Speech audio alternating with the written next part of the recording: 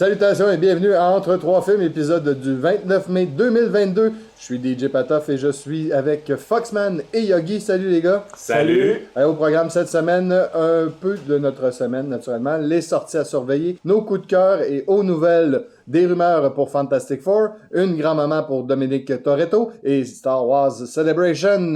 On y va dès maintenant avec notre semaine et on commence avec Marc-André. Ouais, cette semaine, j'ai commencé la série sur Prime Video Vers les étoiles avec J.K. Simmons et Sissy Spacek. Une série de science-fiction assez particulière. On suit deux sexuagénaires. Hein? Continue. Non, Ah, c'est quoi? Je sais pas, j'ai pas lien fixe. OK! Hey, C'est pour ça que je te disais continue. hey, le fixe, c'était-tu pour ta fête? Ah oui, je me suis Hey, dit, bonne là. fête! Bonne hein? fête, Simon! Merci, ben c'était hier. Ben oui, c'est vrai, mais on va te Bravo, le dire en t'as dit. ondes. Ouais. Donc, je vais revenir sur mon émission. On suit un couple de sexuagénaires qui vivent en Illinois, en campagne, et qui ont un portail dans leur shed en arrière qui les amène sur une planète autre, puis qui vont juste regarder les étoiles. OK, C'est particulier. Le concept est assez spécial. Et à la effectivement. fin du premier épisode, ils rencontrent quelqu'un de l'autre côté du portail, puis ils savent pas c'est qui. Et l'histoire s'enchaîne. Je suis rendu là dans l'histoire. Là. Cette série vous est produite par la SQDC. Non, vraiment pas.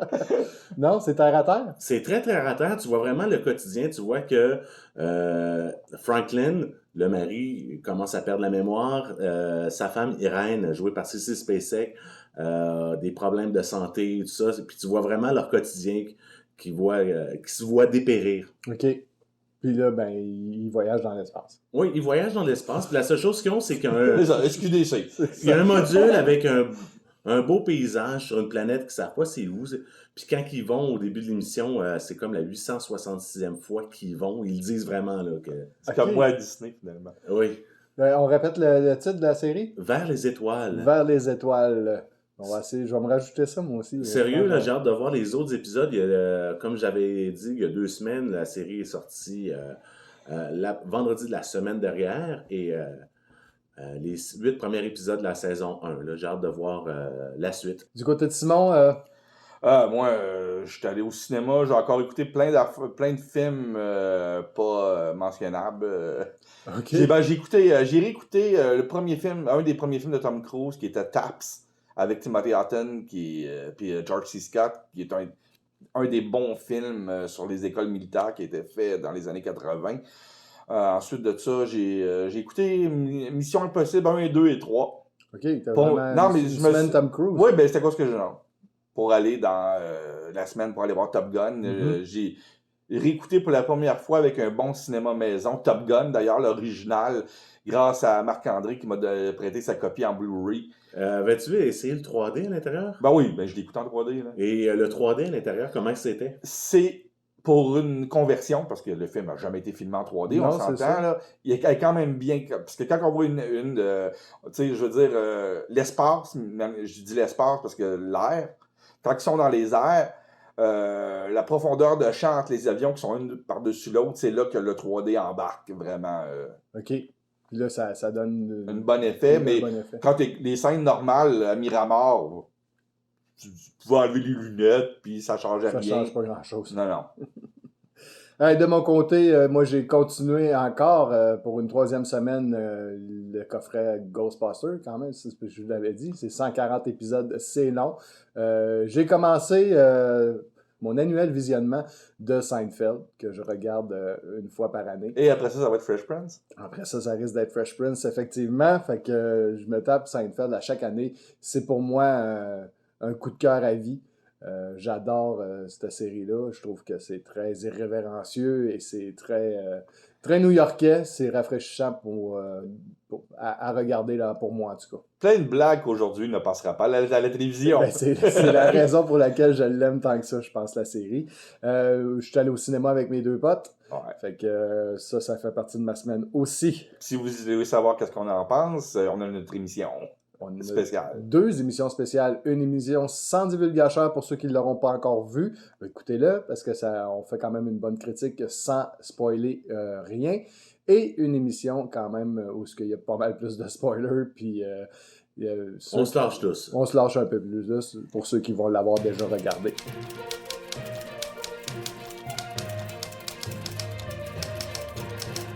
C'est maintenant l'heure des nouvelles. Et on commence avec plusieurs bandes annonces cette semaine, Simon. Oui, la première, c'est Mission Impossible Dead Reckoning Part 1. Part 1. Qui va être la première partie d'une histoire en 2 films de Mission Impossible avec Tom Cruise, Rebecca Ferguson, Simon Pegg et compagnie. Simon Pegg qui a l'air d'avoir pris un coup de vieux quand on regarde la bande-annonce. Ouais, ben il ressemble de plus en plus à Scotty. Pour dire une autre franchise dans laquelle il travaille. Ouais. J'ai adoré la bande-annonce. La dernière image de la bande-annonce, c'est la grosse cascade qui avait filtré sur l'Internet il y a une couple d'années où ce que Tom Cruise saute d'un genre de canyon en moto, lâche la moto. La bande-annonce finit là, mais on le sait qu'il y a parce que tout le monde qui l'ont vu sur l'Internet, c'est même plus un spoiler parce que le monde... ils l'ont présenté même dans des bulletins de nouvelles à la télé tellement que c'était immense, là. Mm-hmm. C'est qu'il rouvre un parachute par après pour flyer dans le canyon. Mais dans la bande-annonce, on voit juste le saut de l'ange. Puis lâcher la moto. Ouais, puis il s'écarte les 2 bras comme vraiment pour faire un beau saut, là, comme un plongeon olympique. Et c'est lui. Et c'est vraiment lui. Ouais. C'était impressionnant à regarder en IMAX, là. Ah non, moi personnellement... Il va falloir qu'on aille voir ce film-là l'année prochaine. C'est sûr, puis la compagnie d'assurance, elle doit capoter à chaque fois qu'il... Je pense que c'est lui qui paye les propres chèques. Il paye ses propres assurances lui-même. Ensuite de ça, Taika Waititi nous a donné la 2e bande-annonce de Thor Love and Thunder. Oui, je pense que les femmes aiment beaucoup cette bande-annonce-là et on se demande pourquoi. Hein? Oui, il y a un new de frontal de Monsieur Chris Hemsworth dans la bande-annonce, mais j'ai adoré la bande-annonce. C'est une bonne bande-annonce. Ouais. Ça donne le goût encore plus de le voir. La première ça va était être drôle. bien. Ça va être drôle. Marvel ont réussi souvent à nous amener dans des mondes différents et celui-là va être différent des 2 derniers films qu'ils nous ont sortis. Là. Et le look de Gore, de God Butcher, est parfait. OK, le monde sur l'Internet chiale à cause que son nez, mais s'il a enlevé son nez comme dans les comics, ça aurait peut-être trop fait Voldemort. Ouais. Là, ils ont donné un look, puis ça paraît que c'est pour laisser shiner l'acteur aussi. Ouais, mais tu caches pas des acteurs comme ça. Puis quand tu vois cet acteur-là mince de même, il a déjà fait Batman, lui. Non, mais sérieusement, Christian Bale, c'est la force de ce 2e trailer-là. Ouais. Ben, ça va être une force pour le film au complet. C'est un acteur complet. Et j'adore les caméos à Russell Crowe aussi. Ensuite de ça, on a eu le 2e trailer du film Elvis de Baz Luhrmann, que les critiques sont mitigées présentement à Cannes, très mitigées. Très mitigées, ouais. Mais si on les lit bien, ils disent que... Mais je te dirais que tout... Si t'aimes Baz Luhrmann, le film est bon. Si t'aimes pas Baz Luhrmann, le film est pas bon. Comme la plupart de ces films, qui sont toujours pratiquement mitigés, il y a du monde qui aime, il y a du monde qui aime pas. Ouais. Ce gars-là, il laisse pratiquement personne indifférent. Ouais. Quand tu regardes D'ailleurs, on a un ami qui n'a pas écouté Moulin Rouge, puis il devrait l'écouter parce que c'est le meilleur film de Baz Pour Luhrmann. vrai? Oui, par contre, j'ai vu son Roméo et Juliette. Hein? On va faire cette semaine. Non, sérieusement, là, qui n'ait pas vu Roméo et Juliette, là, non, le Jedi lui, je l'ai vu. Non, qui n'ait pas vu, c'est-à-dire Moulin Rouge, le Jedi chantant, là, il faut qu'il voie ça. Ah, Obi-Wan chante dans son épisode? Ouais. Il chante pas mal tout le long du film. Ouais. Ensuite de ça, on a eu le premier trailer de The Gray Man, qui est un thriller d'espionnage réalisé par les frères Rousseau qui nous ont donné les 2 derniers films d'Avengers et les 2 derniers films de Captain America. Avec Ryan Gosling et Chris Evans. Quelle surprise! Et Chris Evans a l'air à faire le méchant. OK. Oh, ça peut être intéressant. Ça va faire bien de le voir dans un contre... On dit ça? Contre-rôle. Il faut qu'il, comme on dit dans le milieu, qu'il stretch his legs. Tu sais, que... Ah, parce qu'il y a du talent. Oh, oui. Et il était comme campé dans un certain type de personnage. Il faut vraiment casser le moule. Là. C'est ça. Ouais. Puis ça va être disponible sur Netflix. Ben, ça va être bon, ça. Et c'est tout? C'est tout, c'est tout pour les bandes annonces. On a passé toutes les bandes annonces. Mais oui. Bon, ben, on va commencer les vraies nouvelles dans ce cas-là. Et on commence Les avec. vrais? Ben, les Ouais. vraies, parce que les bandes annonces. Ah non, On a une vraie nouvelle, une vraie grosse, là. Une vraie grosse, là. Une vraie grosse nouvelle. Je pense, Ouais. sais-tu ce que je pense, là? Ouais, La 5e fois, là? ouais. Ah oui! Depuis 2011, On là? commence par une vraie fake news qui Hey. date depuis 2011, dans le fond, qu'on essaye de tuer Jason Statham sur Internet. Ben Et oui. là, encore cette semaine, Il a été abattu. Il a été abattu cette semaine dans son appartement pendant qu'il écoutait Netflix. On sait pas c'est quelle série pour faire de la pub à cette série-là. Ça a roulé sur Internet. Je l'ai reçu 3 Vendredi. Ouais, vendredi, j'ai reçu 3-4 fois cette nouvelle-là. Toi aussi, je pense que tu l'as reçu une couple de fois. Même que Marc-André nous l'avait partagé pour qu'on vérifie, voir si c'était vrai ou pas. Et naturellement, C'était juste un hoax. c'est un hoax, c'est un autre fake news pour une 5e fois. Cet acteur-là, 5 fois en 11 ans. c'est quand même, je sais pas, c'est peut-être pas un record, Non, c'est mais à cause qu'il joue en Expendable, puis Stallone n'aime pas ça se faire voler la vedette. c'est Stallone il lance des rumeurs sur Internet. C'est aussi pire que l'acteur dans Le Seigneur des Anneaux qui meurt dans tous ses films. Là. Ouais. C'est Sean Bean C'est Sean Bean de l'Internet. Donc, pour ceux qui avaient vu passer cette annonce-là, soyez rassurés, Jason Statham est toujours bien vivant. Il fait partie encore des acteurs actifs et productifs. Donc, faites attention, si jamais vous avez partagé cette nouvelle-là à des amis, ben, sachez que c'était pas vrai. Donc, Jason Statham est en santé et bel et bien vivant. Excusez. Ça fait toujours rire de voir ces genres de nouvelles-là passer. Là. Ah oui, ben, Pierre Brudeau a déjà tué Rita Bibo en ordre. De plus en plus de rumeurs qui courent sur Fantastic Four. Ben oui, mais c'est toujours la même rumeur, mais toujours renforcée, encore plus renforcée. Cette fois-ci, ça vient vraiment de la 2e plus haute chez Marvel, qui est Victoria Alonso. Elle a décidé de mettre sur son Twitter plein de photos de John Krasinski et de sa femme Emily Blunt. Parce qu'elle a eu un souper spaghetti avec eux autres. Ouais, sûrement. Puis elle a trop bu de jus de raisin. Et elle a dit « Oh, on postait ça! » On va poster toutes ces photos-là. Elle sonnait comme des Scooby-Doo. Ouais, mais depuis quand qu'on est capable de prendre en photo la femme invisible? Moi, Jessica Alba. C'est juste une rumeur encore. Ouais, c'est encore une rumeur, mais on sait tous que c'est... Ça va être Emily Blunt qui va prendre le rôle. Surtout que c'est la Black Widow originale. Ouais, ça fait un bout qu'ils veulent travailler avec elle. Ouais. Depuis Iron Man 2. Ça reste une rumeur, mais ça va être probablement très intéressant de voir Emily prendre le rôle de la femme invisible. De Sue Storm. Ouais. Sue Storm, c'est ça, je Sue Storm. J'avais... C'est à savoir qui c'est qui va faire son frère. Moi, c'est le personnage. Moi, j'ai hâte de voir c'est qui va faire The Thing. The Thing, tu prends un gros gaillard puis sympathique. Faut qu'il ait un gros gaillard sympathique puis t'es correct. Il n'avait un maudit bon. Michael Chiklis était parfait dans le rôle. Malheureusement, c'était les films étaient pourris. C'était pas à la hauteur. Ça, c'est les films de Corman. Hein? Non. Non, je sais. Le film de Corman. Le film de Corman n'existe pas en passant. Il n'y a personne qui l'a vu. Il n'y a personne qui l'a sur son ordinateur non plus. Non. Je suis en train de les pointer présentement. Parce que moi, je ne l'ai pas. On va parler de Star Wars Celebration. Simon qui s'est tapé des heures et des heures pour faire un résumé de ce qui s'est passé. Ben là, il y a 6 heures par jour de live feed. OK. Fait que tu t'es tapé des 6 heures par jour. Oui.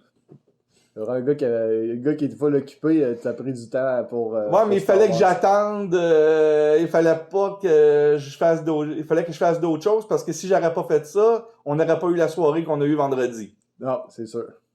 Fait qu'il fallait que je me trouve de quoi. Je suis allé dans la même famille, dans Star Wars. Dans Star Wars. On a eu plein de belles nouvelles, dont la première bande-annonce de... Parce que Star Wars Celebration, il faut le dire, c'est rendu Lucasfilm Celebration plus que Star Wars Celebration. On a eu la première bande-annonce de Willow. OK. Pour la série. Pour la série télévisée de Disney+, qui va faire suite au film de Ron Howard des années 80. C'est vraiment le premier vrai projet hors Star Wars que Lucasfilm font depuis qu'ils sont chez Disney. T'sais, pour une fois, ils ouvrent le catalogue.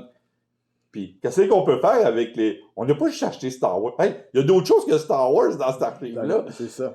Et Willow, moi, personnellement, le film, je l'ai ici. Là. Oh, ouais. J'avais apprécié. C'est pas un grand film, mais c'est quand même magique. C'est le cas de le dire. Ouais. C'est un film idéal pour les enfants pour les années 80. C'était le genre de film qu'on louait quand on gardait un enfant ou que, tu sais, Willow. Puis la performance à Warwick Davis. Était quand même remarquable. Ouais, et puis l'actrice qui joue dedans était pas désagréable à regarder. Joanne Whaley. Que d'ailleurs, elle revient. Ah ouais, elle va être dans la série? Oui, parce qu'elle était sur un des panels. OK. Puis elle va rejouer Sarsha. Malheureusement, il y en a un qu'on sait qu'il reviendra pas. Là. Ouais, mais il y a eu son sign-off dans Top Gun. Ouais, Fait il y a eu que, un petit puis je bye-bye. pense pas qu'il aurait, même en forme, il aurait joué dedans à cause de sa relation avec Joanne Whaley. Il aurait sûrement pas joué dedans. Ouais. Ça aurait été un des deux. Ouais, mais professionnellement, ben, il aurait pu les faire jouer les deux dans la série, mais qu'ils se croisent pas. Oh, oui. Ça aurait pu être On ça sait aussi. très bien qu'avec la magie du cinéma, on est capable de faire mais, deux acteurs jouer dans le même film et qui se rencontrent jamais. Là. Parce qu'ils ont eu une relation tumultueuse. Oui, ça n'a pas été ben, ça a été de grand amour, mais une passion qui passait du je t'adore à je t'haïs. Oui. Fait que c'est des relations, des fois, qui sont pleines de passion. Exactement. Et qui, malheureusement, finissent pas très bien.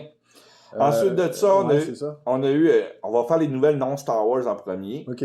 Lors d'un concert, un concert intime, le maestro John Williams, en plein milieu du concert, après avoir joué deux chansons deux pièces, c'est-à-dire, pas de chansons, mais des pièces de Star Wars, il s'est retourné devant le public, il dit, je vais vous faire, je sais que c'est Star Wars Celebration ici, mais je vais vous faire une chanson, une pièce, c'est-à-dire qui n'est pas de Star Wars.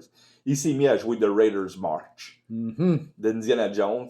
Pour souligner. Bien entendu, Harrison Ford arrive sur le stage pendant qu'il joue Raiders March. Il annonce la date de sortie qui va être le 30 juin 2023. C'est loin. C'est loin, mais il a le temps de se blesser encore, fait que c'est correct. Absolument, quand il se blesse, le film est bon. Puis, ils ont mis le premier poster. OK. Parce qu'on avait vu plein de photos sur l'Internet. Si vous marquez Harrison Ford, Indiana Jones 5 photos sur Google, vous allez en avoir près d'une centaine. Vous en avez même partagé une cette semaine, une photo. Ouais, mais c'est le poster. OK, c'est pas une photo, c'est vraiment le poster. C'est le teaser poster. C'est pas le poster, mais c'est le teaser poster du... Bon, ben, on est rendu avec plusieurs niveaux de posters aussi maintenant, ça a l'air. Ouais, mais c'est juste pour dire, ça s'en vient. C'est avec la silhouette sur un pont. Là, oui. C'est juste pour... Puis, pour un film d'Indiana Jones, on a-tu besoin de plus que ça? Non. Vraiment La silhouette. Non, moi, le chapeau. Le chapeau, la silhouette. Et le fouet. Non, il y a un backpack dans celle-là. Oui, il a laissé tomber le fouet. Bon, il l'a sûrement ça chez lui. Ça fait trop 1990. Ça fait trop BDSM pour notre... On va laisser ça à Wonder Woman. Ouais. Il y a d'autres choses chez Lucas? Ben, chez Lucas, il y a Star Wars. Star Wars. Il a annoncé une série télévisée pour enfants, que je me rappelle plus le nom, mais ça va être vraiment flou pour enfants. C'est vraiment pour les preschool. Droïde? Non. Un film sur les Ewoks? Il pourrait faire un reboot de Droïde. Pas vraiment, non. Surtout pas les Ewoks qui parlent. Non, ça non plus, on peut s'en passer. Non, une série pour enfants, puis tout le monde s'entend dire que ça va être très intéressant. On a eu certaines informations aussi sur The Acolyte, la série qui va se passer dans le New Era qu'appelle, là, le New Jedi Order. Ouais. Puis, moi, ça m'a pas pâmé plus que ça. Les autres projets que je vais vous parler après sont beaucoup plus intéressants. Ben, j'ai comme pas embarqué moi non plus dans New Era, le New Jedi's, tout ça. C'est des livres, c'est des bandes dessinées, mais on n'a pas eu rien de matériel au niveau cinéma. Non, ça va être la première chose qu'on va voir en tangible. Ouais. Bon, avec à savoir le titre de l'émission, le monde qui écoute Star Wars, ou qui lit Star Wars, savent c'est quoi les acolytes. Ouais. Fait que ça va être une série sur les acolytes. Fait qu'il va y avoir des Jedi qui vont rentrer dans des acolytes. Ça va être ça. Moi, c'est la série de Star Wars qui m'intéresse le moins. Ouais, ça va peut-être être une Même belle... la série pour enfants m'intéresse plus que celle-là. Ça va peut-être être une belle introduction justement pour le New Jedi Order, que les gens ne connaissent pas nécessairement, là, les fans de Star Wars qui sont juste des fans normales, qu'on pourrait dire, et non pas des fans complètement finis comme moi ou toi, ou on s'est tenu un petit peu plus au courant. Qu'on écoute Obi-Wan et qu'on trouve des erreurs. Ouais, c'est sûr. Ensuite de ça, on a Diego Luna qui a eu un panel. et Diego Luna a présenté la première bande-annonce de Andor. Mhm. Et ça, c'est de toute beauté. La bande-annonce est juste out of this world. C'est une des rares fois qu'on écoute une bande-annonce de Star Wars, qu'on voit un produit de Star Wars, qu'on fait « C'est quoi ça? Où c'est qu'ils sont? Où c'est qu'ils vont? Où c'est qu'ils vont? Il y a un petit plan de caméra du Sénat. OK, ça, on connaît ça. Mais le reste, tu sais, le gars qui joue du gong comme au début, puis le genre de marché public, c'est dans quoi que les vaisseaux impériaux qui arrivent, le monde qui cache les armes, on sait pas sur quelle planète on est, tout est nouveau. Puis c'est ça que je veux de Star Wars. Tu sais, c'est une galaxie, on voit tout le temps. Je commence à être tanné, moi, de voir Tatooine. J'aime pas le sable, comme disait le Jedi à un moment donné. Ça rentre un peu partout. Non, mais sérieusement, il est à temps qu'on élargisse l'univers. Tu sais, c'est une galaxie. Il y a combien de planètes dans une galaxie? Là? C'est à temps qu'on change, qu'on voit quelque chose de nouveau. Puis Andor, ça a l'air à nous donner ça. Puis moi, à voir la bande-annonce, j'ai l'impression qu'il ramène le mot Wars dans Star Wars. Ouais. Ça va être pas mal intéressant. Et on voit qualité, on va dire quality value. On voit qu'il y a du budget là, pour des séries. Oui. Chez Disney+, juste à écouter la série qui ont commencé cette semaine, ouais, le budget est là. Ils ont de l'argent, puis ils sont pas gênés de le dépenser, puis de nous le faire voir. Fait que c'est vraiment plaisant de voir par où est-ce que ça s'en va avec les séries Star Wars, qui vont probablement... L'hystérie, tu peux le dire. L'hystérie Star Wars, c'est ça. Ensuite de ça, on a le projet, on avait parlé il y a une couple de semaines que John Watts avait quitté Fantastic Four pour faire un projet de Star Wars. Mm-hmm. Il a annoncé le projet qui va s'appeler Skeleton Crew. OK. Qui se trouve être un genre de Stand By Me ou de Goonies de Star Wars. C'est des enfants qui sont perdus puis qu'il faut qu'ils retrouvent leur chemin à la maison. Ah. C'est une affaire pour... Dans l'univers Star Wars. Dans l'univers Star Wars, mais ça a l'air à faire très... De la manière... parce qu'il y a des dessins de production, ça a l'air à faire très Goonies, très ce style-là, plus que Star Wars. Ça va être bien. Ça va être hyper intéressant. On vient de dire qu'on voulait voir d'autres affaires dans l'univers Star Wars. Ça nous amène dans un autre... Et le seul acteur adulte, le seul acteur qui est casté présentement, ça va en faire triper plus d'un, c'est Jude Law. Oh! Wow! Jude Law dans Star Wars. Oui. Moi, j'aurais préféré peut-être le voir dans un officier impérial avec son look, là. Il y avait la face... Ils vont peut-être faire un officier impérial aussi qui devient bien avec les enfants puis qui change son chapeau de bord ou n'importe quoi. On sait rien. On sait juste qu'il s'appelle Skeleton Crew. L'équipe squelette. L'équipe squelette. Ça veut dire une équipe réduite en français, Skeleton Crew, là. Mais ça, c'est un des projets qui m'intéresse le plus aussi avec Andor. Ça m'intéresse, moi, avec. Ils ont mentionné un jeu vidéo que je veux mentionner parce que ça fait partie du canon. La suite de Star Wars Jedi Fallen Order, qui va s'appeler Jedi Survivor, qui va être la suite de l'histoire de Cal, qui est très très canon au niveau storyline des films et tout ça. Le jeu, c'est comme si vous écouteriez un film, puis c'est aussi vrai dans l'histoire qu'un film. Tu sais, c'est... Oui. Ils ont présenté la première des 2 épisodes. Ah, pendant la Celebration? Ah oui. Fait que tu l'avais écouté? Non. Ah, OK. Tu sais, ça a été coupé. C'était marqué « Veuillez shifter sur Disney+. » C'est en ligne présentement. Parce que oui, pendant qu'on écoutait Top Gun jeudi, elle s'est mise en ligne. Parce qu'ils l'ont mis 6 heures avant de prévu en ligne, pendant que le monde l'écoutait à Celebration. Le monde de Disney+, ont eu l'accès. Wow! C'est un beau cadeau, ça. Et heureusement, nous, on était... C'est pour ça que j'ai pas dormi de la nuit, puis j'ai fait « Ah, OK, c'est là déjà. Non, je vais écouter ce que je voulais écouter. » On voulait regarder ça ensemble. Parce que c'est comme une tradition pour moi puis toi d'écouter les affaires de Star Wars. Les premières, en tout cas. On se tape les Star Wars ensemble. Oui. En tout cas, si le monde sont un jour dans une ville qui a une Celebration, allez-y. Ouais. C'est parce que là, je n'ai pas parlé de tous les à côté. Parce qu'il y a eu des panels sur le Galaxy Edge, sur le Star Cruiser, le Star Cruiser, là.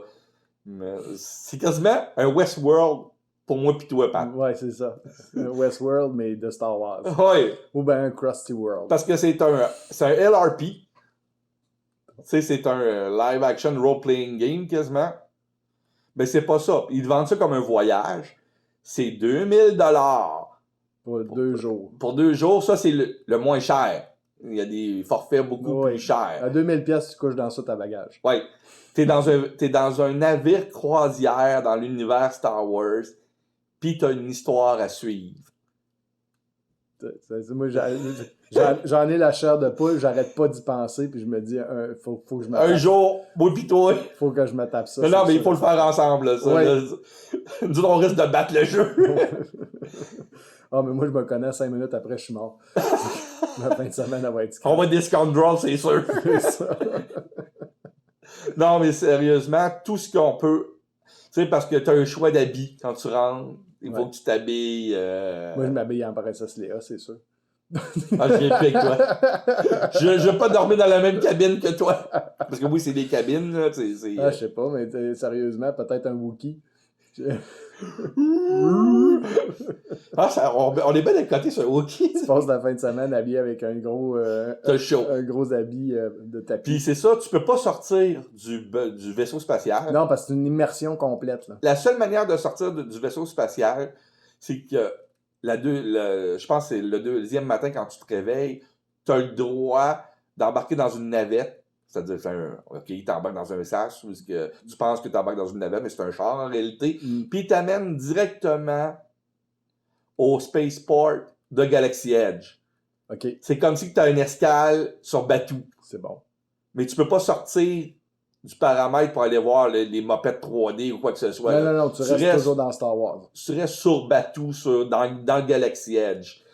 Puis après ça, tu retournes par la navette dans le vaisseau pour continuer la croisière. Ah, c'est quand même le fun. C'est comme quand tu fais une croisière puis tu fais une escale sur une île. Là, Ouais, mais il aurait pu faire une escale justement sur une île aussi, ou bien sur une ouais, mais ils ont déjà le monde. Ouais, mais moi, je vais aller me baigner, moi. Ben, il y a une piscine. Une plage. Non, mais tu me Il débarques doit y avoir sur une plage. holodeck ou quelque chose là, dans C'est ce ça. monde-là. Là. C'est ce qui manque peut-être dans l'univers de Disney, dans ce qu'ils ont fait pour l'instant, d'avoir une place où tu es dans Star Wars, mais Star Wars Vacation, genre. Ben, c'est ça. C'est ça. T'es sur un bateau de croisière. C'est ça. Non, mais t'as toutes les facilités de bateau de croisière. T'as les balles qu'il faut que tu assistes, bien habillé. Tu sais, c'est vraiment une vraie croisière comme on fait sur un navire, mais tu restes dans l'hôtel. Moi, c'est mon style de voyage, personnellement. Là. Moi aussi. On voit rien de la Floride, mais C'est pas grave. On s'en fout de la Floride, on est dans Star Wars. une affaire que Marc-André ferait. Quand est-ce qu'on sort du site? Marc-André est silencieux depuis le début de Lucas Film Celebration. Parce que ça me laisse ni chaud ni froid. Indiana Jones, ça te laisse ni chaud ni froid? Ça, c'est la seule partie, puis Willow. Mais après ça, quand t'es rentré dans la guerre des étoiles, ça a fait « Ah bon », puis du gros « Ah bon » tout le long. Ah bon. C'est une bébite. Ouais, j'ai... Non, c'est nous autres qui est des bébites. Regarde, je suis pas aussi fan que vous deux, puis je suis T'es content. plus jeune. Non, mais je connais du monde de mon âge aussi qui tripe. C'est juste que moi, j'ai pas Non. embarqué autant. C'est un tricky. J'ai aimé Ah, oui. certains des films. Il dit qu'il y a encore du vrai Star Trek, fait que... regarde. Laisse mon espoir vivre, s'il te plaît. Moi, là, je vais le croire, mais je le vois pour Star Trek. Tu le sais que j'aime Star Trek. Oh oui! Je vais le voir, mais que je le crois. Tu vas le voir, mais que tu le crois. Ouais, je vais le croire, mais je le vois. Vous m'avez compris. Oh oui! Est-ce que c'est ce qui fait un wrap-up pour Star Trek Celebration? Ouais, parce que Star si Trek. on continue, j'ai plein d'autres choses, fait qu'on pourrait continuer pendant l'émission complète, fait qu'on va arrêter ça là. Bon, parfait. J'imagine que l'année prochaine, on va On a faire un une qui émission... s'emmerde. Oui, c'est pas grave. Regarde, je vais arriver avec un sujet m'amener, puis il y en a un de vous deux qui va s'emmerder, puis c'est tout à fait correct. C'est ça la magie du cinéma, c'est ça la magie de tout ça, c'est qu'on a chacun nos forces, on a chacun nos intérêts, mais pour moi, la guerre des étoiles, c'est pas un intérêt particulier. Oui, je vais regarder les films. C'est toi, vendredi après-midi, qui nous a texté « Obi-Wan, c'est bon! » C'est toi qui nous a texté! Oui, parce que moi j'ai trouvé, puis quand je suis venu te chercher tantôt, tu me parlais des affaires que t'as pas aimées, mais c'est justement les affaires que moi j'ai aimées dans la série. Bon, ben, ça donne des notes différentes. On va en reparler peut-être un petit Ouais, peu plus oui, tard. ça, C'est sûr. sûr il faut faire une petite review de Star Wars Obi-Wan. Il y a Vin Diesel qui aurait trouvé la grand-mère de Dominique Toretto. Ouais, oui. Rita Moreno, la grande, c'est une royauté d'Hollywood, c'est une royauté de Broadway. C'est une des femmes qui a gagné la triple couronne, le Tony, le Grammy et l'Oscar. Ouais. C'est quand même dur à faire. Là. Même va pas Michael l'avoir. Jackson, tout ce monde-là, n'a jamais gagné ça. Là. C'est très, très gros. Là. Un Tony, il faut que jouer sur une comédie musicale sur Broadway. T'as gagné. Que tu aies gagné. Un Grammy, c'est que tu aies gagné un Grammy pour un album. Pour un album. Puis un Oscar pour l'acting. Il y a peut-être... Il n'y a pas grand monde. Hugh Jackman. Il l'a pas encore. Qu'il faudrait qu'il fasse un album. Ouais. S'il fait un album puis qu'il gagne... Le Grammy... Y a-tu un Oscar? Non. Il n'y a pas d'Oscar. Pas encore. Non, c'est ça, il n'y a pas d'Oscar. Non, mais je veux dire, sa carrière n'est pas finie au niveau cinématographique. Puis j'imagine que c'est beaucoup plus facile pour les compositeurs de gagner un Tony pour une production sur Broadway qu'un comédien. Là. Ouais, mais lui, il a gagné un Tony, par exemple. Lin-Manuel Miranda, peut-être qu'il l'a déjà. Aussi, la triple couronne. Phil Collins, c'est quoi? Il n'y a pas de Tony. Il n'y a pas de Tony. Il n'y a pas de Tony. Il y a un Oscar? Oui. Il y en a Ah, plus pour ses, ben oui, plus qu'un, pour ses chansons. Oui. Oui. Je pense qu'il y en a un des années 80, puis après ça, pour Tarzan, puis... Non, les années 80, il y a eu une nomination seulement. Pour Soleil de nuit, il y avait juste une nomination? Ah, celui-là m'échappe. Celui-là m'échappe. Après, regardez. J'ai juste Buster dans la tête, c'est pour ça. Non, Buster! Buster! Ça aurait même pas dû être en nomination! Pour retourner à la nouvelle, il y a quelque chose quand même qui est un petit peu bizarre, c'est que... ils ont 36 ans de différence? Ils ont juste 36 ans de différence. Pour faire une grand-mère, on va dire que... Ah, Miss Hollywood. C'est ça. Attends, 36 ans, ça veut dire qu'elle aurait eu son enfant à 18, puis son enfant aurait eu son enfant à 18 aussi. C'est possible! C'est possible! C'est possible. C'est tiré par les cheveux, là? Ben, peut-être pas dans un milieu défavorisé d'où ce que justement ils viennent. OK, les gars, on a Rita Moreno dans Fast X. Ouais, ça c'est important. C'est une grosse nouvelle. Non, c'est une grosse nouvelle. Moi, je veux voir une course d'auto entre Hélène Mirren et Rita Moreno. Quoi? Ça serait bon. les deux dans des mini-Austin ou quelque chose dans ce genre-là. Parce que ça serait de toute beauté, là. Les chars de grand-mère. Sur une note un petit peu plus triste, on a perdu un autre grand acteur cette semaine à un âge très jeune, 67 ans. C'est Ray Liotta qui nous a quittés. Oui, Ray Liotta qu'on a pu voir entre autres dans Goodfellas. C'est qui est le film que 90% du monde le reconnaissent pour. Les Affranchis de Martin Scorsese, qui est un classique. Puis pour les plus jeunes, il est très reconnu comme la voix dans le jeu vidéo GTA Vice City, qui a été le premier protagoniste de la série GTA à avoir une voix, parce qu'avant, ils étaient tous muets. Il faisait Tommy Vercetti. Puis pour les jeunes, il était vraiment reconnu pour ça. Là. Puis on a pu le voir aussi dans Hannibal, où il mangeait son propre cerveau. Il se faisait nourrir avec son propre cerveau. Oui. C'est assez spécial. Puis That Stays Good! Moi, personnellement, il m'avait marqué beaucoup dans Unlawful Entry, qui est Obsession fatale en version québécoise. J'ai pas trouvé. Le film avec Madeleine Stowe et Kurt Russell. Qui était excellent d'ailleurs. Un bon trailer des années 90. C'est ça. Et ça s'appelait Obsession fatale, comme pas mal plein de fatales dans ces. C'est à l'époque du fatal. T'avais liaison fatale, ennemi fatal. Fatal, il y a eu même Fatal Instinct, là. Puis, aucune affaire qui était très marquante, non seulement son talent et sa voix, c'était ses yeux. Ah, il y avait les yeux bleus perçants. Des yeux hallucinants, cet acteur-là. La dernière fois que le monde a pu le voir, d'ailleurs, dans un gros film, c'était The Innocent of Newark, qui était le film basé sur les Sopranos, qui avait joué à l'automne dernier, d'ailleurs. Ouais.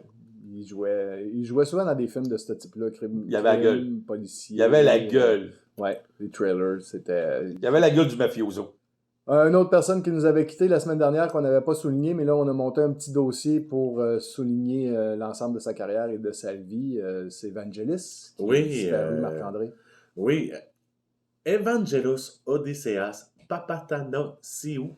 Chance que tu l'as pris en note. Oui, je l'ai pris en note parce que... c'est pas prononçable. C'est pas prononçable. Il est né le 29 mars 1943 à Agria, en Grèce. Donc un grec. Oui, c'est un grec. Un des premiers grecs qui a eu une carrière internationale. Nana Mouskouri. C'est après. Ben non. Nana... Au début des années 60, au début. Ah non, mais il y a eu des Grecs avant ça. Il y a eu des Grecs. Mais... Irène Papas, c'était plus connu que lui avant lui. Je parle en musique. OK. Je parle en musique. Ben, chanté Irène Papas, d'ailleurs, Evangelis. Oui, c'était marqué dans mon dossier.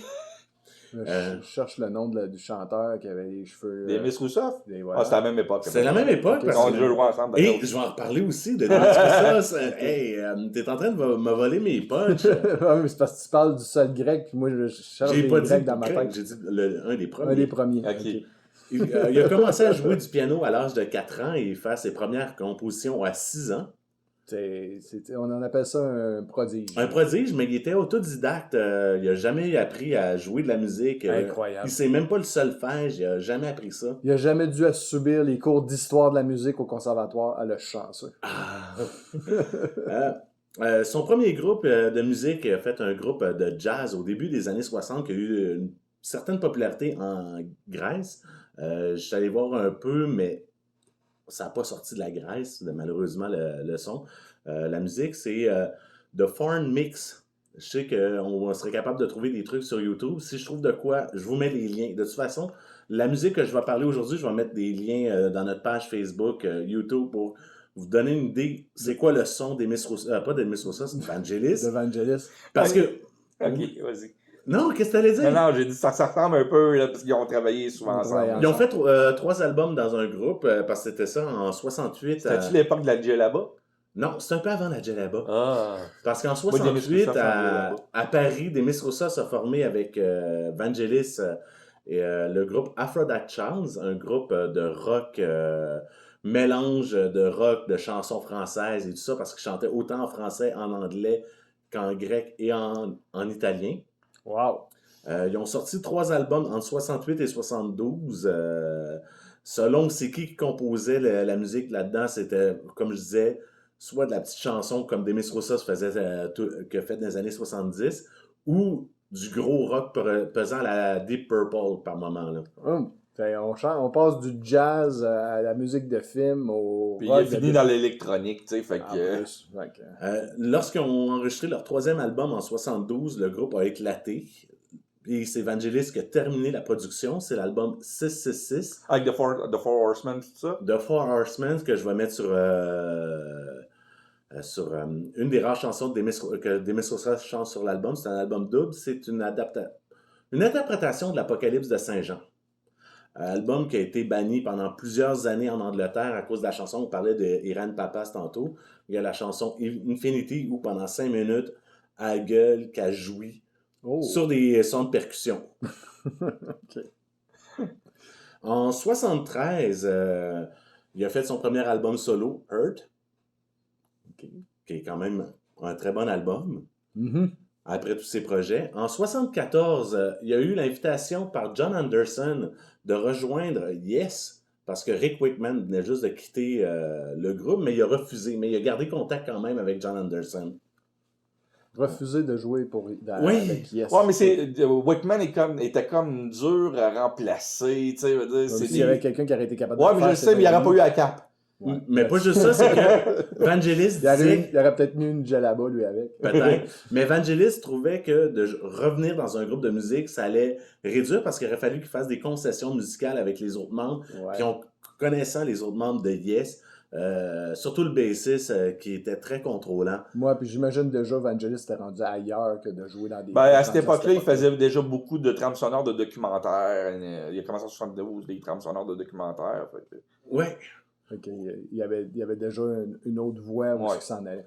Au milieu des années 70, il a déménagé à Londres où il a formé son propre studio où il allait enregistrer ses albums suivants. OK.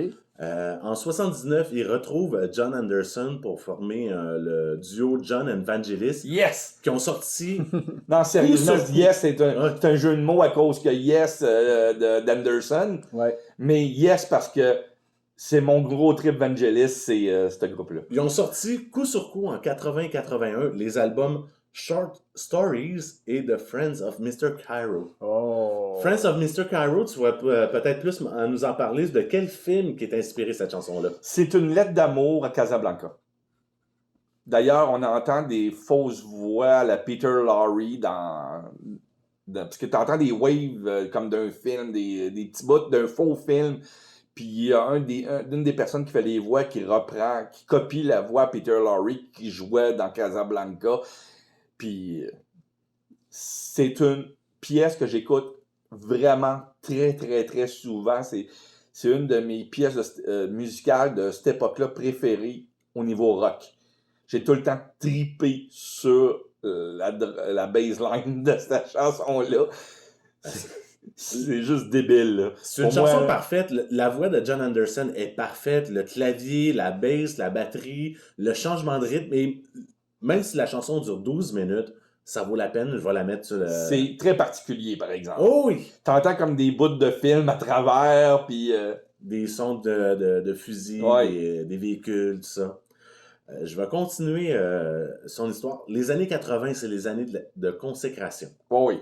En 81, il a sorti la trame sonore du Chariot de feu, Ça, c'est... qui a gagné l'Oscar en 82, même s'il n'était pas présent, c'était William Hurt C'est une qui a chanson, reçu. il y a une chanson là-dessus. Ben, une chanson. Le thème. Il y a le thème que tout le monde, même s'ils ne savent pas d'où ce que ça vient, tout le monde connaît. C'est que c'est Charlie Haut-de-Feu. C'est Ils ça. savent que ça s'appelle Charlie Haut-de-Feu, mais ils savent peut-être pas qu'il y a eu un film qui s'appelle Charlie Ils ne Haut-de-Feu. savent pas que c'est Vangelis. En passant, dans à peu près 80% des films des années 80, quand quelqu'un courait, qu'est-ce qu'on entendait? On entendait cette Les tune-là. chariots de feu.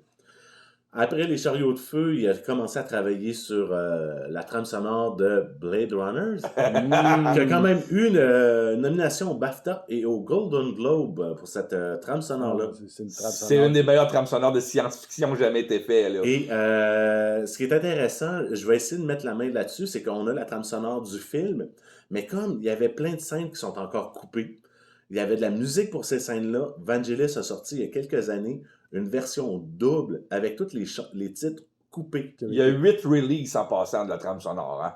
Ouais. Et dans cette 8 releases différents, donc orchestrales, c'est pas d'électronique, d'autres avec des pièces inédites. Il y a plein d'affaires. Et pour la version, parce qu'il était censé avoir une chanson chantée par son vieux chum, Demis Roussos, à l'intérieur, qu'on est capable d'avoir sur YouTube. Oh, Et ça s'appelle Les ciseaux à Ridley, probablement. Oh, il y a combien de montages, ce film-là? 5. 5, bon. Il y a 8 trames sonores, 5 montages différents. C'est... Dans les années 80, il a continué à faire son exploration dans la musique New Wave et New Age. J'ai New dit Age. New Wave, là, mais c'est New Age. Bon, ben c'était à l'époque de Jean-Michel Jarre, puis cette gang-là. Là. C'est ça. En 91, il a été membre du jury du Festival de Cannes. Quand même impressionnant. Juste avant qu'il revienne à la trame sonore l'année d'après. Oui, parce qu'en 92, il y a eu le film de Ridley Scott. Encore Ridley. Encore Ridley, 1492. Qui est son deuxième plus grande pièce qu'il a faite au niveau... magnifique. Le thème de Conquest of Paradise, là. C'est magistral. La même année aussi, il a commencé à travailler sur faire de la musique sur des documentaires de Cousteau. Ben, ça faisait longtemps qu'il faisait du documentaire, depuis 72. Oui, mais là, c'est D'ailleurs, il y a un de ses albums, je pense que c'est de 79, qui s'appelle L'Opéra Sauvage, qui est peut-être, tant qu'à moi, complet, son meilleur album. Oh, L'Opéra Sauvage. L'Opéra Sauvage, qui est d'ailleurs une trame sonore d'un de ses documentaires, en réalité, mais là, qui s'appelle pas L'Opéra Sauvage du tout, le documentaire, mais l'album s'appelle L'Opéra Sauvage, et il y a une de mes pièces instrumentales préférées à vie sur cet album-là, qui s'appelle L'Enfant. Regarde, quand je suis venu te chercher, qu'est-ce qu'on écoutait tantôt dans l'auto? I Find My Way Home de Vangelis et Anderson. C'est ça, mais j'avais mis l'album Portrait de Vangelis, qui est un très bon... Pour vous mettre dans le mood. Oui. Oh oui, carrément. La même année, en 92, la France le fait chevalier de l'Ordre des Arts et des Lettres. C'est quand même Une autre belle distinction. En 2001, il a composé la musique de la mission vers Mars pour la NASA. Il y avait une trame sonore pour la mission vers Mars. Non, Qui n'a jamais eu lieu. qui n'a jamais eu lieu, c'est qu'il avait comme projet d'aller Sur Mars. Puis c'est lui qui avait fait la musique du projet. OK. On fait une trame sonore pour un projet. Ah ouais, c'est donc bien hot. En 2002, il a composé la musique de la Coupe du monde de football, Oui. qui était... Ouais, puis en, Ça, je me souviens de ça. en 2008, c'était Shakira. Fait que... On change de... Non, mais on- c'est pour dire, à chaque Coupe du Monde, t'as tout le temps quelqu'un de gros qui fait... Il y a eu Ricky Martin, Ah ouais. il y a eu... Il y a eu, en France, en 98, c'était une toune très connue de l'époque, là, tu sais, je me rappelle plus du nom exactement, le Bat with Bata, je pense que ça s'appelait, là. Ok. Depuis les 20 dernières années, il a continué à faire de la musique, autant pour des films, je pense qu'il a fait Alexandre, il a fait, ou 3. Non, c'est Alexandre. C'est Alexandre. d'Oliver Stone. C'est ça, il a continué à faire de la musique de film, faire des albums, et malheureusement, le 17 mai de cette année, à 79 ans, d'une insuffisance cardiaque. C'est pas surprenant que ce soit ça la cause de la mort, parce qu'il n'y avait pas de l'air en forme, ce gars-là. Il avait vraiment pas l'air en forme, et selon les rumeurs, c'est rien de confirmé. C'est l'insuffisance serait due à des complications à la COVID. OK. Donc, ça n'a pas été confirmé. Mais c'est pas confirmé, c'est les grosses rumeurs. Ça n'a pas été démenti, mais ça n'a pas été officialisé. Mais Chariot de feu, c'est une des pièces que dans les cérémonies des Oscars, ils vont jouer jusqu'à l'infini. Là. Puis, on va vous faire une belle sélection de thèmes de Vangelis, autant dans ses projets musicaux, de groupe, sa musique de film, puis ce qu'il a fait à la... Il faut mettre l'enfant. C'est sûr qu'il faut.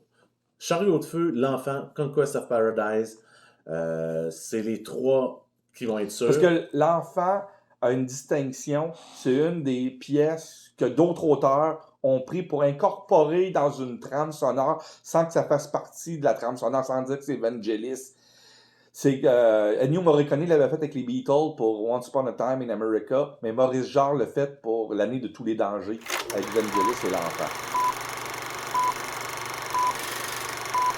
On va y aller maintenant avec les sorties à surveiller, Marc-André. Oui, petite sortie cette semaine. 2 films seulement en salle. J'ai pas eu l'information encore pour les sites, mais les 2 films, le film Coda, la vie en musique, un drame avec Patrick Stewart et Cathy Holmes.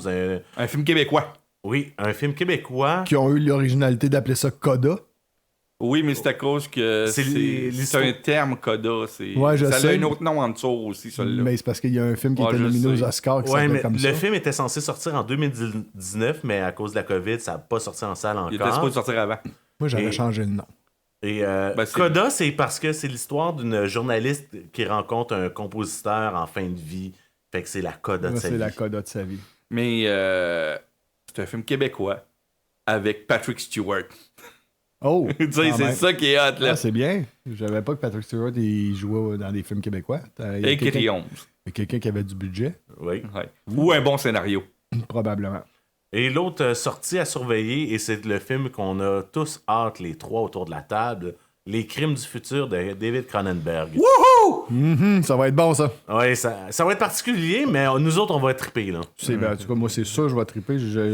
Tout ce que Cronenberg fait me fait aller moi, ça dépend. dans un autre univers. Il y a des Cronenberg que j'aime, d'autres que je déteste. Ah, moi, mais quand c'est Cronenberg, entre guillemets, fucké, ouais. Je suis là. Ouais. Parce que Et ça arrive souvent.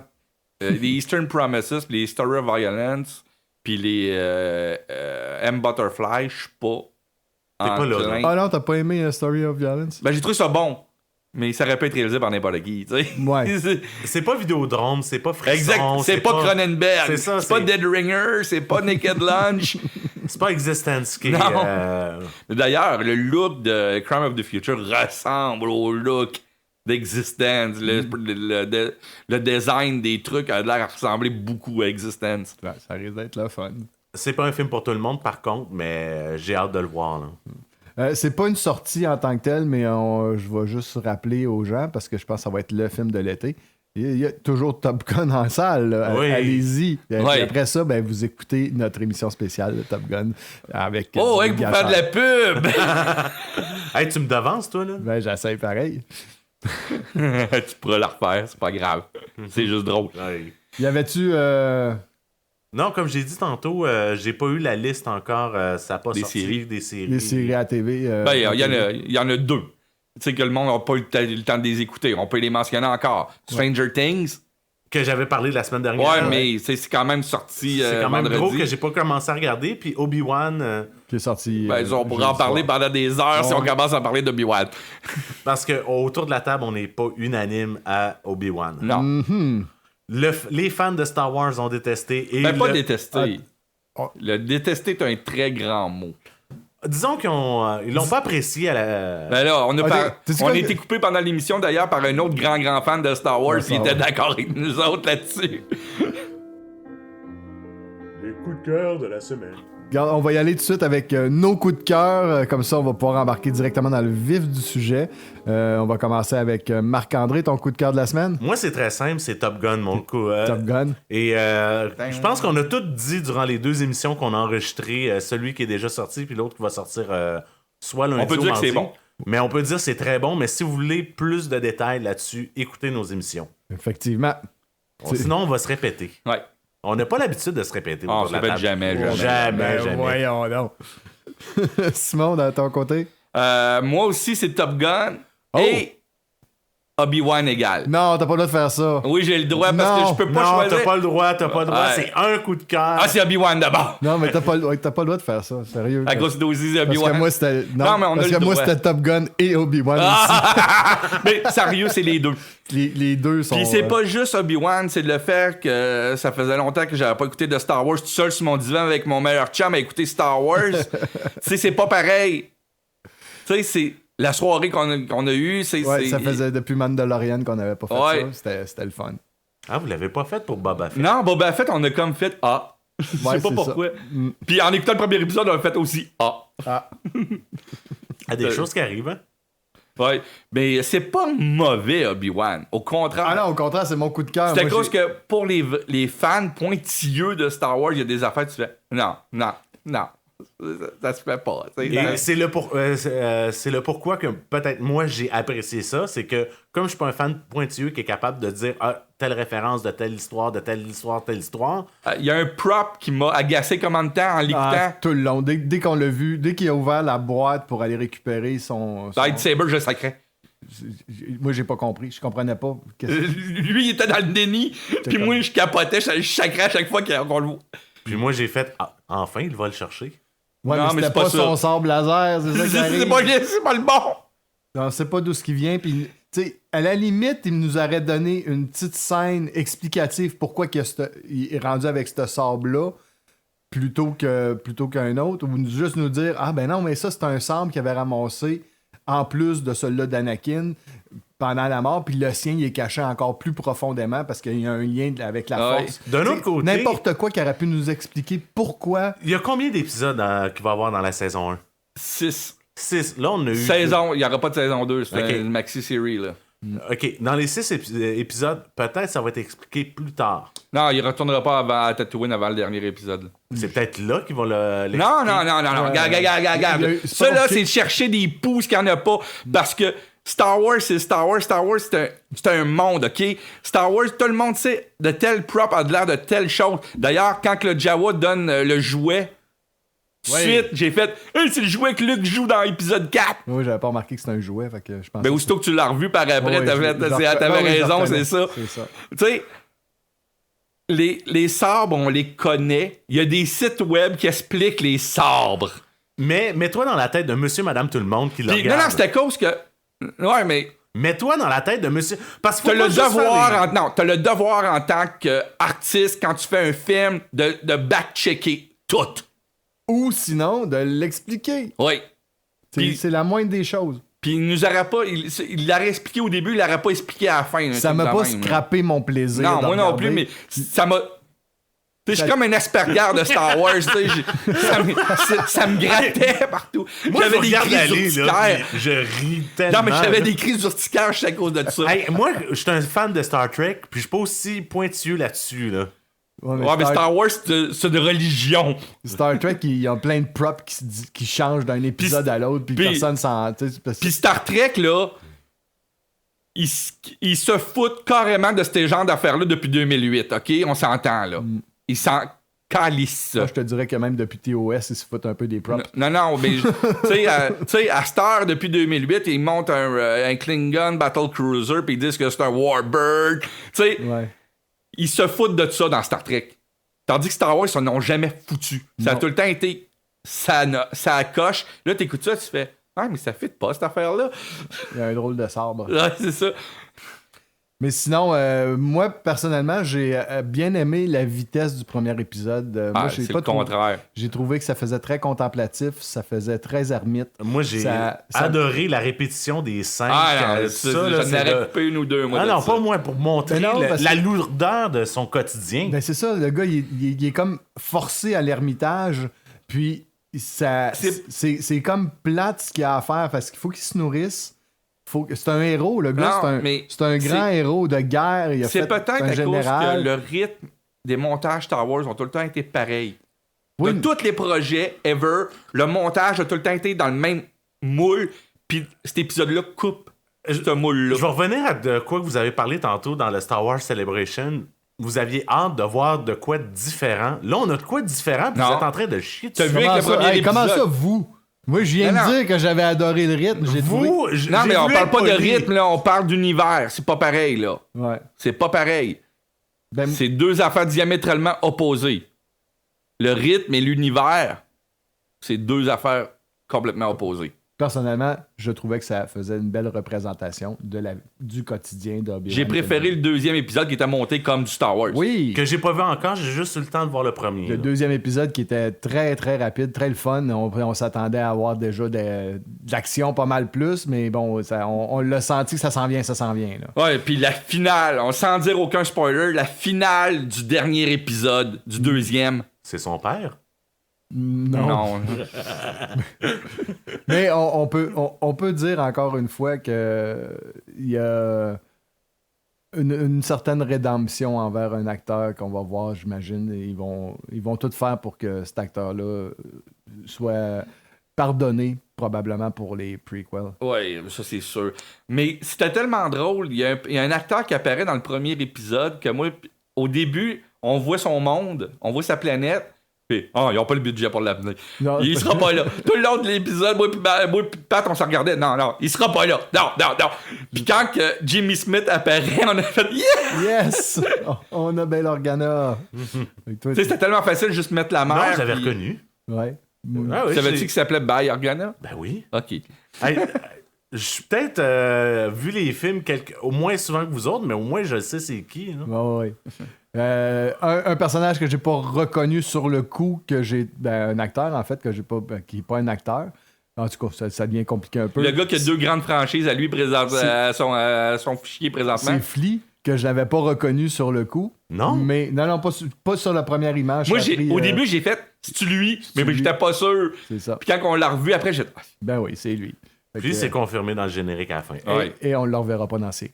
Non. Anyway, cette série-là, étant donné le budget qu'elle a là-dessus, ça sera pas le premier et dernière surprise qu'ils vont nous faire au niveau de... Ben, dans le deuxième... ils vont ramener Carrie Fisher? Non, mais dans le deuxième épisode, il y a un gros caméo aussi, là, à certaines places. Puis, en caméo, très caméo. Sûrement que le troisième, on va avoir encore des caméos, encore des personnages.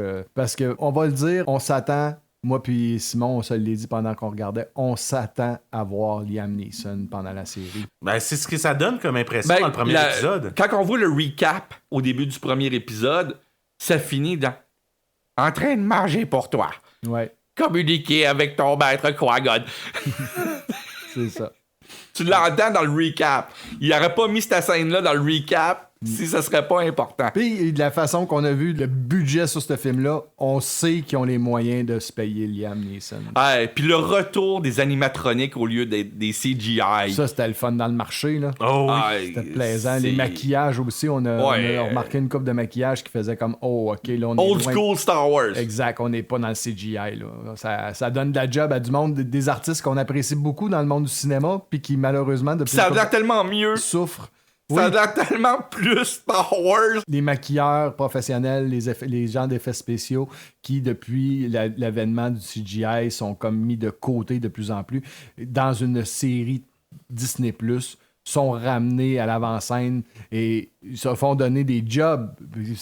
Ça commence à être une grosse problématique. C'est une problématique. Ça commence pas. C'est déjà une problématique depuis longtemps à Hollywood que tous ces artistes-là ne se retrouvent pas tous au chômage, mais ont de plus en plus de difficultés à se trouver des jobs. Ben, le 3/4 des meilleurs maquilleurs d'effets spéciaux aujourd'hui, ils enseignent aux animateurs. Ouais, ils se sont recyclés. Oui. Mais leur passion, c'est de faire, du la- Malheureusement, ça se Kid, perd, puis- ce travail-là. Ben oui, ça se perd. Ah C'est oui. Il comme- faudrait pas perdre cette connaissance-là. Non, non, mais Disney a l'air de l'avoir compris. Ben, en tout cas, La réalisatrice, la réalisatrice. Deborah Chow, Ouais. qui c'est une Canadienne en passant. Ah oui? Puis elle avait réalisé les 2 meilleurs épisodes de la première saison du Mandalorian. C'est pour ça qu'elle n'était pas revenue dans le Mandalorian saison 2. Parce qu'entre-temps, ils ont donné tout de suite. Voilà le scénario d'Obi-Wan. On veut que Il est à toi. on veut que C'est tu elle qui travailles réalise là-dessus. tous les épisodes? Oui. Elle est vraiment, vraiment bonne. Non, sa photographie, même si j'ai pas aimé le rythme du premier épisode, la photographie, Hmm. c'est. Ah non, c'était magnifique. Ah oui. Tu sais, ben, puis t'as pas le choix d'utiliser le désert comme un personnage. Ah oui. Puis c'est ce qu'elle fait. C'est qu'est-ce qu'ils font pas dans Boba Fett. Hmm. Boba Fett, tu vois la petite ville, tu vois 2-3 scènes de désert, oui. mais Et là, les tu 2 sens- épisodes sans Boba Fett qui sont les meilleurs. là. Non, mais là, Ouais. elle a pris des cours de Villeneuve, d'après moi, parce que pour la contemplation d'un désert, ça ressemblait un peu à Dune. Ah, mais certains décors, dont la grotte à Obi-Wan, ça faisait très Dune. Ouais, vraiment. Puis elle est allée à la bonne école. Il y a des petits liens avec des vieux films de samouraï ou de. The The Western. Le dernier plan de caméra du premier épisode, c'est avec le lightsaber. Ça faisait Clint Eastwood. C'est la performance à Ewan. Il est excellent. C'est. Ce personnage-là, c'est le personnage qui va y coller à la peau pour le reste de sa vie. Mais je crois qu'il... Avec Renton. Ouais, mais je crois qu'il l'apprécie. Il apprécie infiniment Obi-Wan. C'est un fanboy, là. On le sait, Ben, Ewan McGregor. Son parrain, c'est Wedge, hein? C'est Wedge. Dennis Lawson est le parrain à Ewan McGregor dans la vraie vie. Donc, on a hâte à la semaine prochaine. Ah, mercredi, peux-tu arriver très bientôt? Dans 3 jours. On va écouter l'épisode. Un autre épisode dans 3 jours! OK. Puis pour le deuxième coup de cœur que moi j'ai parlé, qui était Top Gun, on s'est parlé en préparation d'émission. Je crois qu'on les trois, on va retourner le voir. C'est sûr. C'est Ouais, sûr. On va tous aller se le retaper. C'est une suggestion que je vous refais encore une fois. C'est le film de l'été. Jusqu'à date. Jusqu'à date, je vois pas vraiment. C'est pas Cronenberg qui va faire un film popcorn de l'été. Là. Peut-être Dominion. Dominion, Jurassic World. moi je penserais pas. Ben, si les legacy characters sont bien utilisés. Ouais. puis, Mais mais d'après moi, ils vont tomber dans qu'est-ce qu'on aime pas puis qu'on a aimé dans Top Gun. Tu sais, le style de fanservice. pour du fanservice. Ouais, tandis que là, c'est du fanservice pour l'histoire et non du fanservice au détriment de l'histoire. Exact. Ce qui est deux choses que totalement. Sérieusement, Top Gun avait été le film de l'été en 86. Ouais. Je mets un petit 2 pour que ce Top Gun 2022. Il reste tard peut-être qui va peut-être réussir à le torcher d'une manière ou d'une autre. Là. Ah ouais, mais ça va faire une couple de semaines que l'autre va avoir déjà été sorti. Puis, ben, malheureusement, j'ai pas fait ça encore, mais je vais communiquer avec Geneviève pour aller le voir au cinéparc. À dire. En espérant que vous avez apprécié et que vous serez de retour pour le prochain épisode, vous pouvez nous suivre sur baladoquebec.ca, Spotify, iTunes, Google Balado, Facebook et YouTube. N'oubliez pas de nous laisser un j'aime sur nos publications et aussi, pourquoi pas, des commentaires et de vous abonner à nos sites. On vous en remercie d'avance. Hey, la bière est même pas commencée. J'ai même pas commencé à boire. On vous en remercie d'avance. C'était Entre Trois Films et je suis DJ Patoff en compagnie de Yogi et Foxman et on vous dit À la prochaine.